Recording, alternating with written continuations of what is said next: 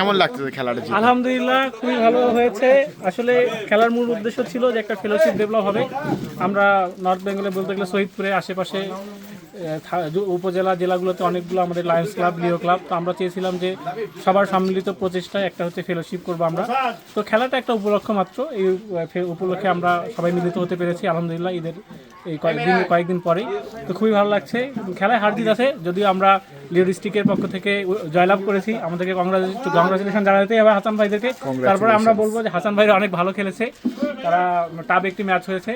আমরা আশা করি যে আগামীতেও হাসান ভাইয়ের নেতৃত্বে, হাসান ভাইয়ের উদ্যোগে এরকম সুন্দর সুন্দর আয়োজন হবে। আমরা হচ্ছে যে ব্যানারটা আসলে কোনো ফ্যাক্ট না, ফ্যাক্ট হচ্ছে যে আমরা একটা ফেলোশিপ করব, এটাই হচ্ছে সবচেয়ে বড় কথা। আমাদের মধ্যে যে সৌহার্দ্য আছে, আমাদের যে সুন্দর একটা সম্পর্ক, ভ্রাতৃত্বের বন্ধন, এটা অটুট থাকুক। আশা করি আগামীতে আরও এই ধরনের আয়োজন হবে, ভালো ভালো আয়োজন হবে, হাসান ভাইয়ের নেতৃত্বে হবে অথবা অনেকের নেতৃত্বে হবে। বাট আমরা চাই যে এই ধন্যবাদ সিদ্ধান্তকে সুন্দরভাবে ভিডিও করার জন্য। সবাইকে অসংখ্য ধন্যবাদ যারা দেখছেন। ধন্যবাদ ভাই।